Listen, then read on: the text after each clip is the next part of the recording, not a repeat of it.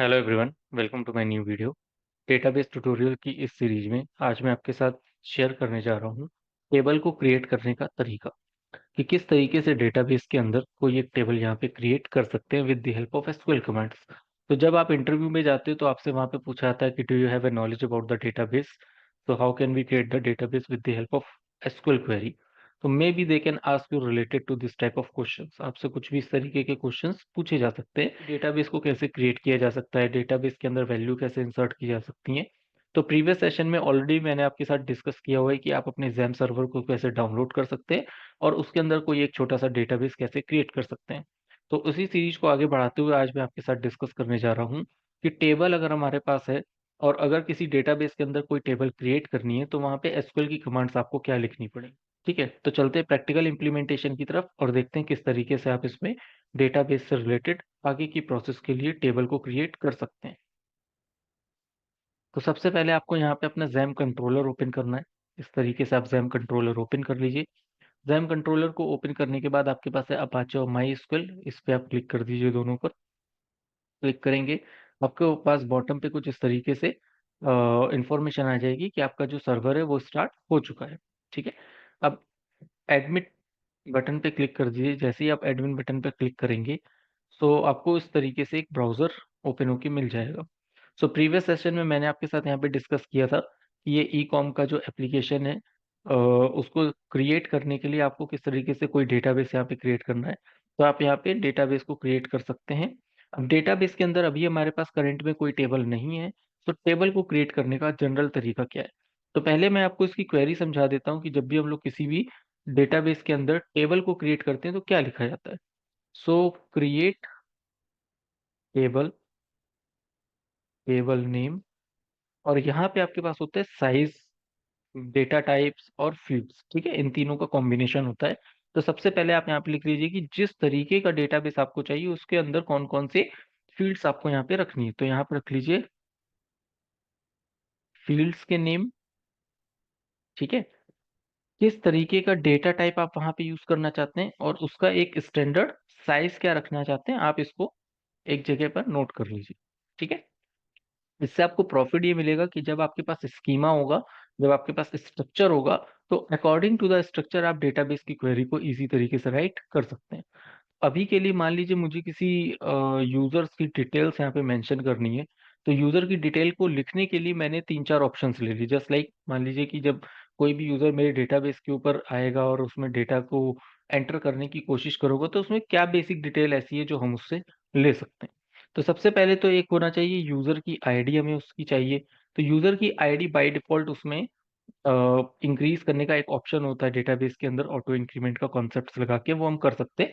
अभी मैं आपको सिर्फ कॉन्सेप्ट समझा रहा हूँ, तो मैं टेम्परेरी आपको ये समझा रहा हूँ कि किस तरीके से आप किसी भी वैल्यू को स्टोर करवाएंगे और इसका डेटाबेस का जो टेबल क्रिएट करने का कॉन्सेप्ट है उसको आप कैसे डिजाइन करेंगे।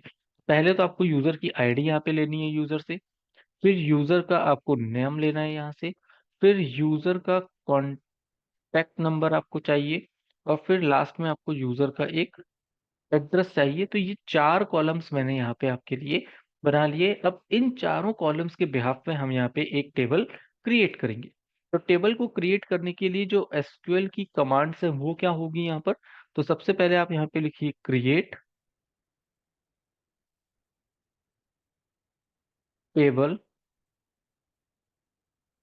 और टेबल का नाम हो गया RE रजिस्टर। ये हो गई आपकी टेबल का नाम। टेबल के नाम के अंदर देखिए सबसे पहले मैं मुझको क्या चाहिए, यूजर की आईडी चाहिए। तो मैंने यहाँ पे कर दिया यूजर अंडरस्कोर आईडी।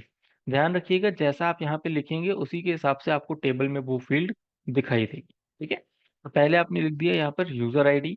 अब यूजर आईडी जो होगी वो आईडी का मतलब हो गया कोई 0 या 1 या 2, कुछ इस तरीके का न्यूमेरिक डेटा आप यहाँ पे स्टोर करा सकते हैं। तो जो भी आप न्यूमेरिक डेटा यहाँ पे स्टोर कराना चाहते हैं उसके लिए आप यहाँ पे ले सकते हैं एक डेटा टाइप। इंटीजर टाइप का डेटा टाइप ले लिया, और इसके अंदर जो स्टैंडर्ड साइज रख दिया वो रख दिया मैंने 255 कैरेक्टर्स।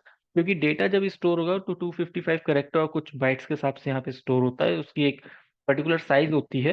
तो इसलिए हम लोग यहाँ पे 255 कैरेक्टर्स को मेंशन करके चल रहे हैं। ठीक है, so this is a standard time, standard size होता है डेटाबेस के अंदर, आप इसको यहाँ पे यूज कर सकते हैं।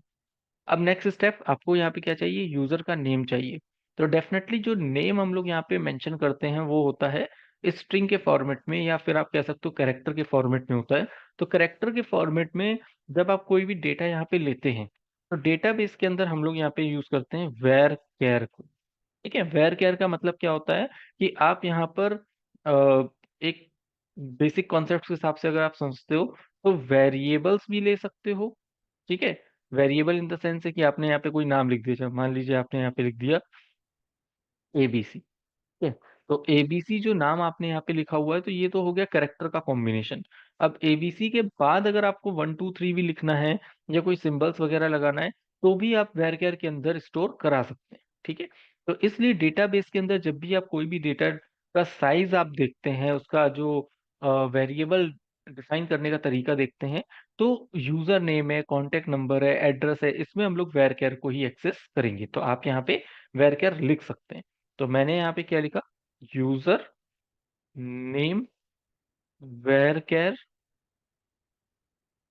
ठीक है, और वेर केयर में 255 कैरेक्टर इस तरीके से हम यहाँ पे डिफाइन कर सकते हैं। फिर कॉमा लगाइए। नेक्स्ट स्टेप क्या है, यूजर कॉन्टेक्ट।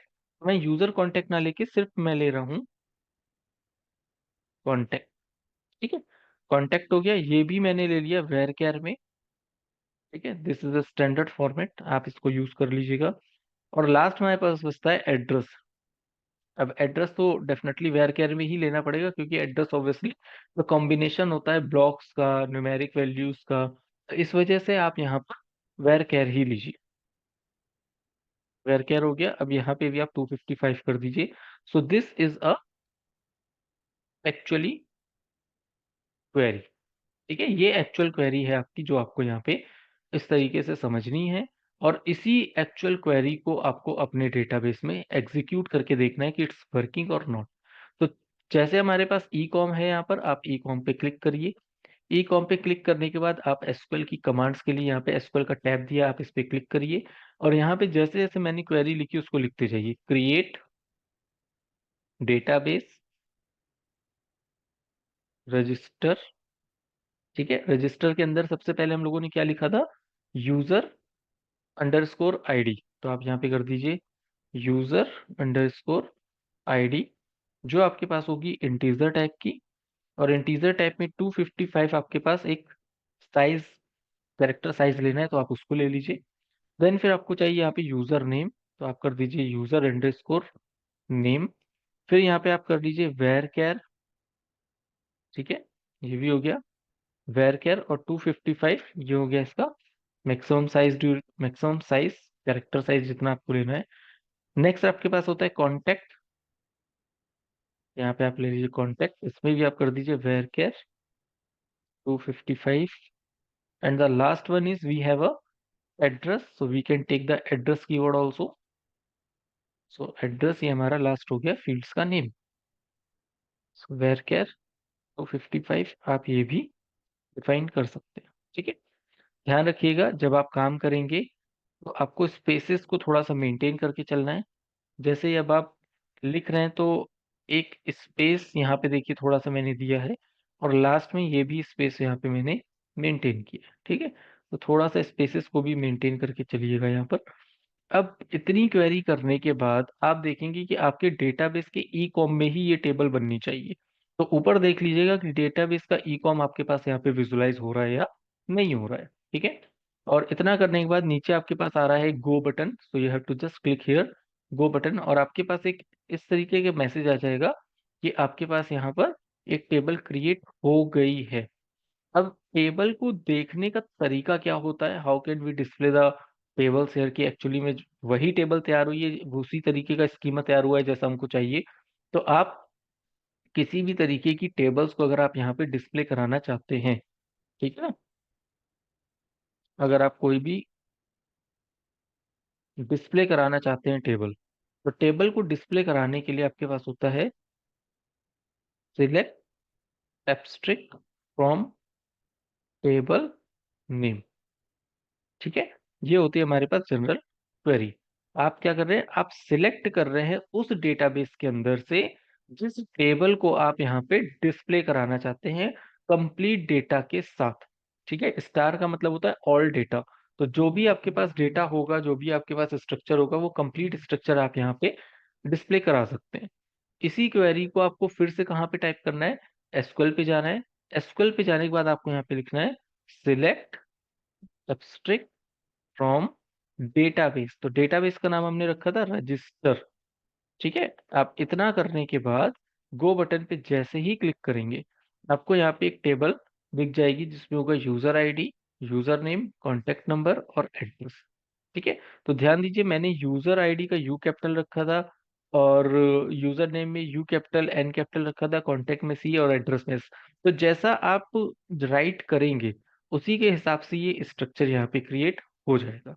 ठीक है, तो ये दो क्वेरी हैं। इन दोनों क्वेरीज को आप यहाँ पे समझिए कि फर्स्ट क्वेरी में क्या हुआ था, हमारे पास टेबल को क्रिएट करने का तरीका था।